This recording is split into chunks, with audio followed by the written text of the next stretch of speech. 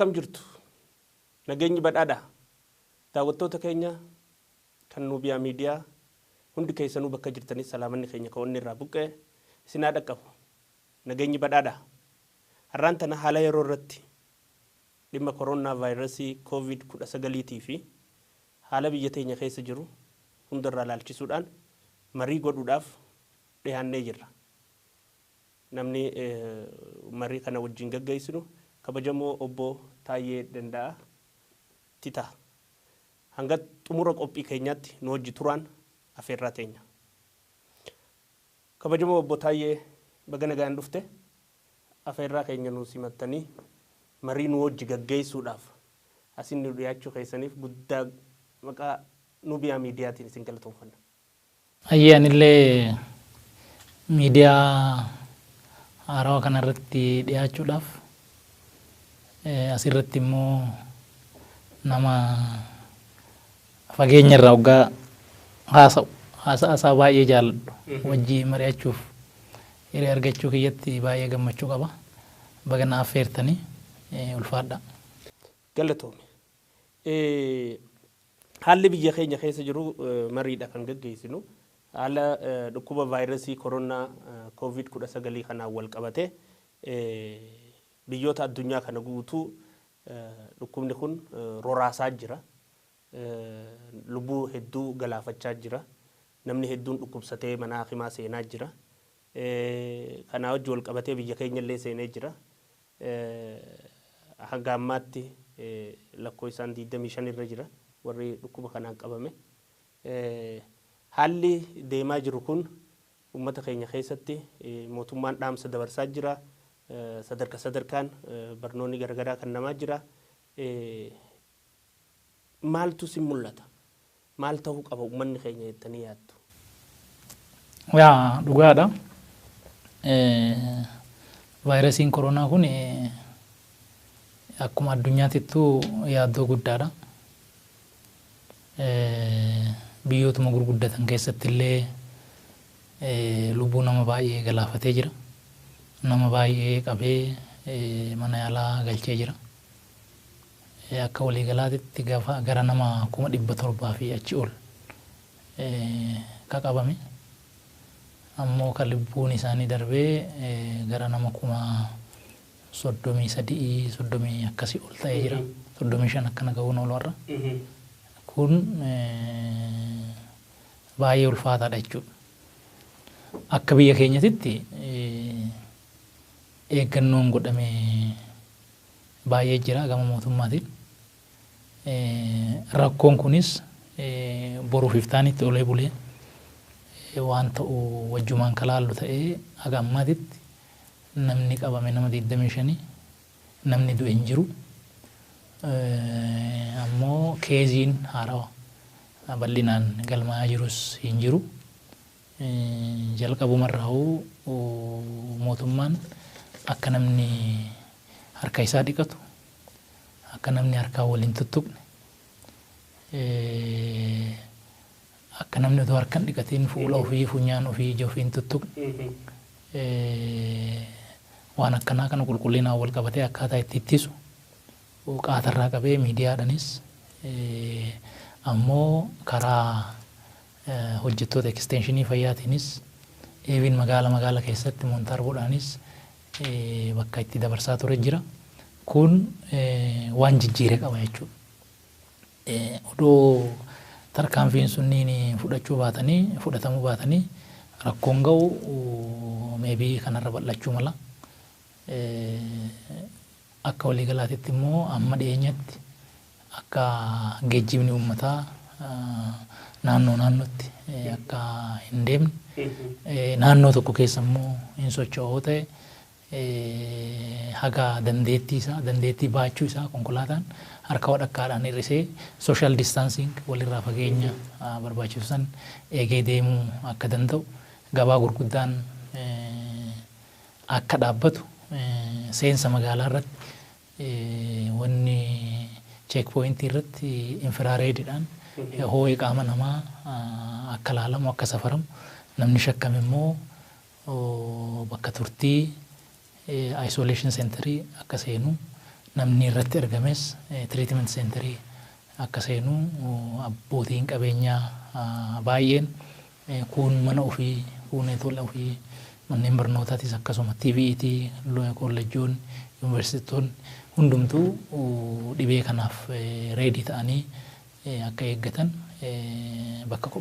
gariin bakka turmaataa gariin bakka yaalaa akka ta'an qaamni nageenyaa gubbaa haga jalaatitti milishaanis poolisiinis raayyaan ittisaatis hundumtuu waan mootummaan gubbaa jedhe kan raawwachiisuudhaaf of eeggannoodhaan akka hojjetan akkasumallee ogeeyyiin fayyaa warri hojiirra jiran duraan hojiirra jiru hojii isaanii gootummaadhaan jabinaan akka itti fufan warri immoo dulloomanii xurataa bahanillee yeroo ammaa kanatti yeroo biyyi isaan barbaadutti yeroo dirqamaa kanatti dirqamaaf akka of qopheessan mootummaan yaamicha dabarsee jira akka waliigalaatitti yaa'u xiqqoo raawwii irratti gaafa gabbu namni walitti sissiqee ammas deemuun hin mul'ata bakka gabayaatitti namni walitti mamaxxanee mul'achuun hin jira garuu akka waliigalaatitti wanni mootummaan gubbaarraa jedhe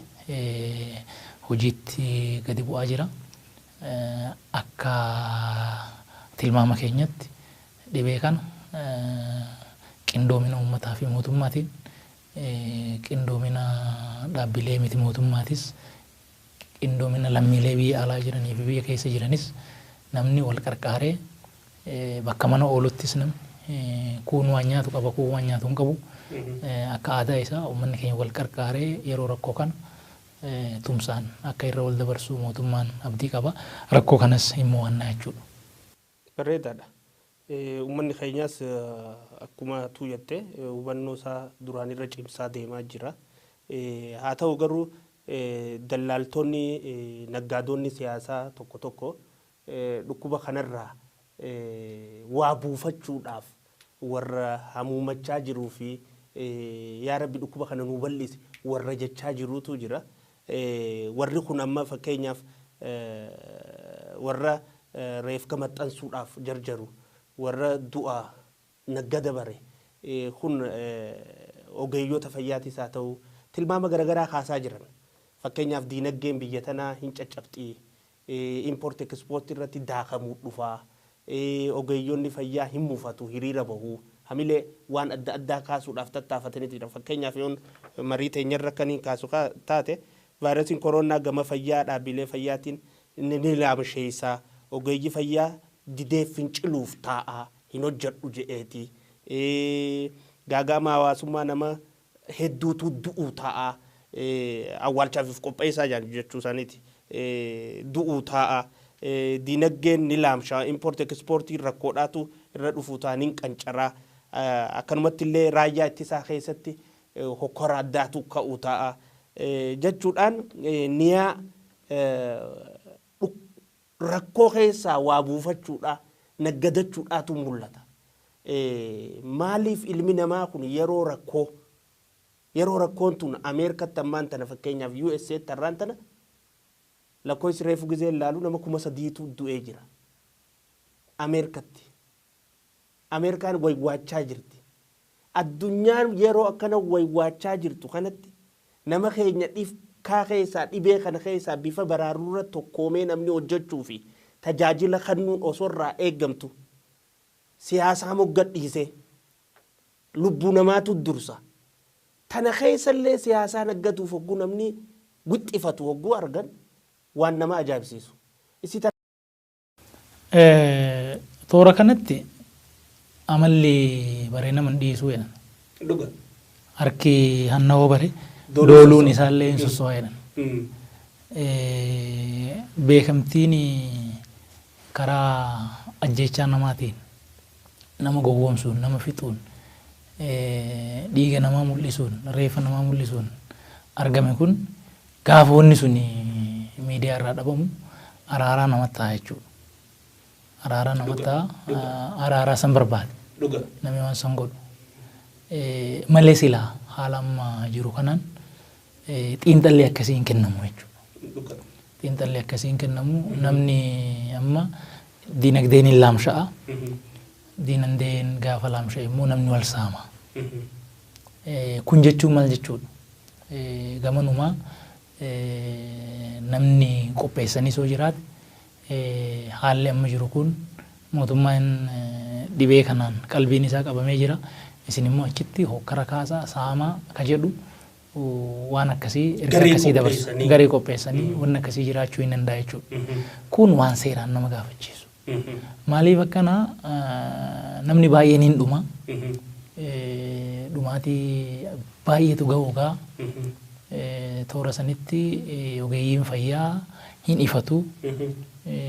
Waan immoo ittiin ofirraa ittisan kana waan akka maaskii waan akkanaa kana hin argatanii jiraaf hin jiru odoon beeke hin argatanii so kana waan dhabaniif isaan immoo hin fincilu tajaajila hin kennanii wanni jedhu kun saniin illee wal qabatee ammas caasaan nageenyaa waan kanarratti waan ittiin ofirraa ittisan waan funyaan itti godhatan waan harkatti godhatan waan qaamatti uffatan waan akkanaa kun hin dhiyaatu fi isaanis isaan keessa wanni kun namallee hin qabaa hin miidha waan kana ta'eefuu jarri kun ammas tajaajila silaa kennan kana dhiisanii isaanuma keessa fincila silaa lafarratti ka'usan ansaamichaa san anannaasan ittisuu odoon ta'in ofiifu fincila kaasuuf deemu ka jedhu waan akkana nama barreessu argine kana jechuun maal jechuudha achi keessallee fincilaa jechuudha ogeeyyii fayyaatiinis fincilaa waan kana raawwatinaa jechuudha kana jechuun immoo maal jechuudha afaan tokkoon uummanni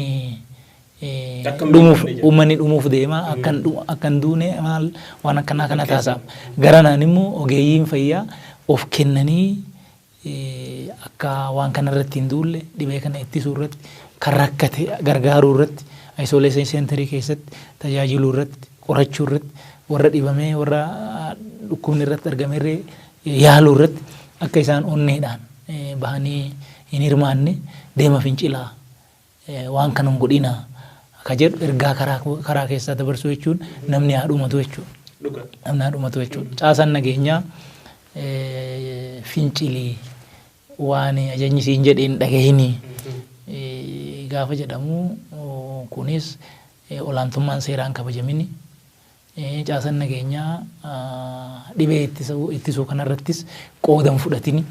Of course qoodni isaanii waan mootummaan gubbaa dabarse sosochiin uummataa ka dhaabbate kun taaksiin magaala keessaa an dhaabbate kun ka hojii irratti ooluu danda'u karaa caasaan nageenyaati. So caasaan nageenyaa kan akka inni waan kana raawwanne dhoowwuu jechuun dhibeen kun ammas haa faffaca'u namni haa dhumu ka jedhu jechuudha. Silaa yeroo akkanaatitti maal inni kan namni jedhu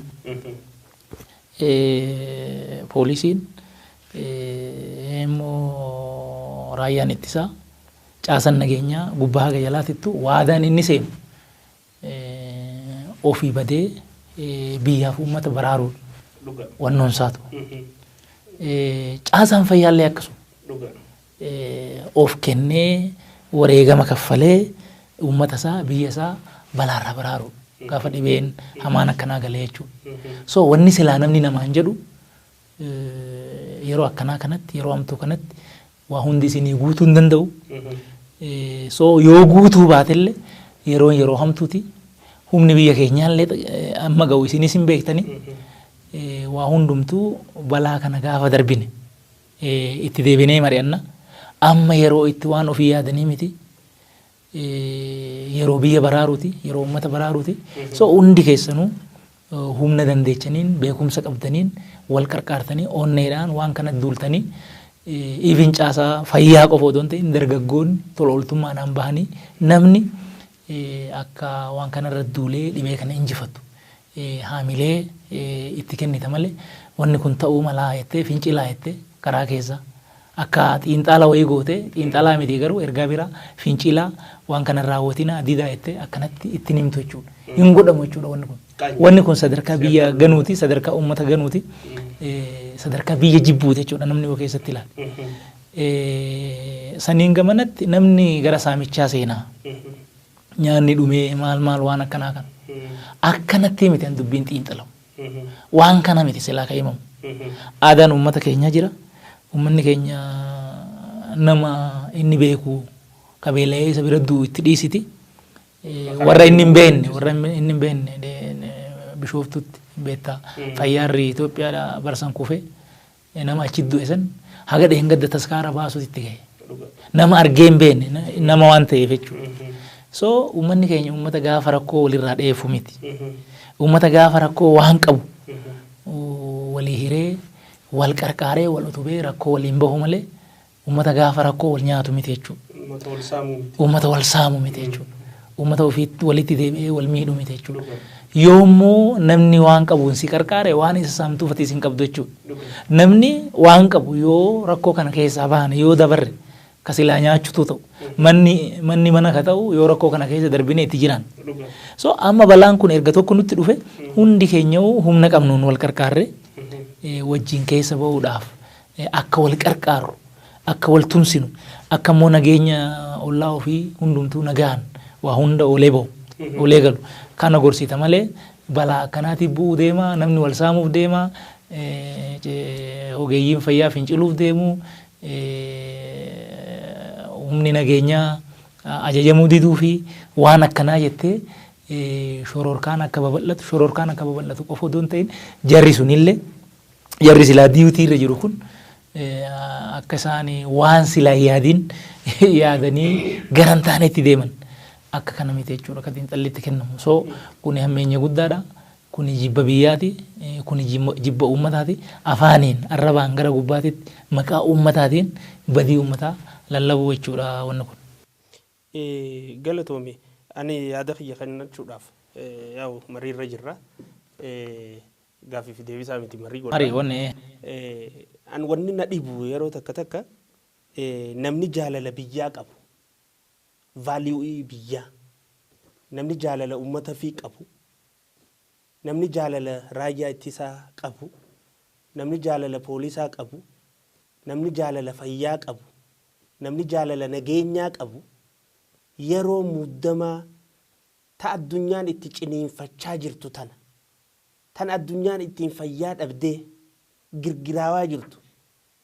Pirezidantii wanta Xaaliyaan agarre wanta hoogganaa Xaaliyaan akkaataatti imimmaan harcaasee uummata addunyaarra booyaa ture. Akkaataa uummanni san itti du'e. Nuti numaa boodarra nu bira gahuun kun hubannoo jajjabaa kan uummanni keenya qabaatuuf carraa uumee jira.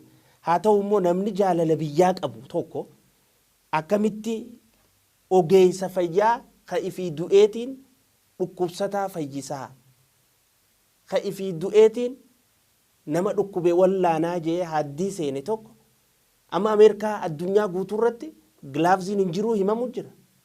Maaskiin hin jiruu himamu jira. Ogeessi fayyaa finciluu qabaa namni jee Ameerikaa irraa dubbatu tokko hin jiru. Warri Riippaabilikaanis Dimokiraatiis amma uummata fi dandamachiisuu irratti akkaataatti waan san arkatan akkaataa waan irratti guutan irratti dalagan malee. Keenya kun jaalala fakkeessee akka kanaan rakkoo kanaan gizee sammuun mootummaatii fi caasaan mootummaa hundi biyyaa fi uummata baraaruu irratti hogguuchi deebitu. Tana keessa warri silaa nama wallaanuu jee akka fincilu kakaasuudha tun. Tun hujii yakkaati. Yakka kun. Ogeeyyoonni fayyaa akkaanii fi wallaansa osoo goone nama dhukkubsate dirree dhiisanii namni du'uuf hulaabanuudha. Takka. Lamada aaduma teenya akkaati reefu jette nuti nama karaa deemuu nyaachisneeti olmeessinee bulchinee gaggeessina. Amala keenya kun sirna keenya. Akkamiin namni amma mana gizee gale hoggu gale booda namni wal saamuu taa'aa gizee jiru amala hin qabne fidaa uummanni keenya.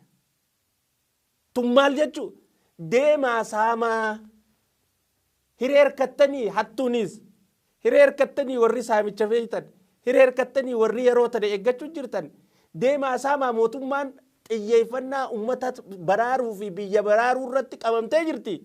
Cinaacha laafaa amma harkattan kanaan saamicha gaggeessaa ka tujjaaruu feetanis tana keessa kanamarraa waa fudhachuu feetanis tana keessa hattoomina gaggeessaa jee hattummaa irratti nama kakaasuudha ture. Yakka lamadaati.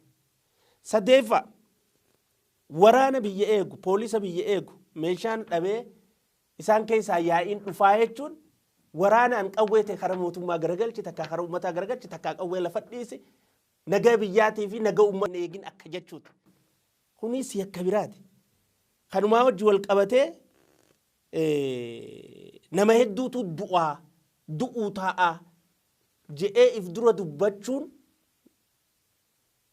staatiksii qabnu irratti hundooyne addunyaan akkatti jirtu ni beekama. Duutii yoo dhufte abbaan fadhee dhorkuu hin danda'u. Arraan tana bar Itaaliin dila namni irraa dhumu jiru kana hoogganaa Itaaliitiin miti kan yakkamu jiru. Mootummaa miti. Dhibeen kun bakka irraa ka'e ni beekama. Akkatti addunyaa wal ga'e ni beekama.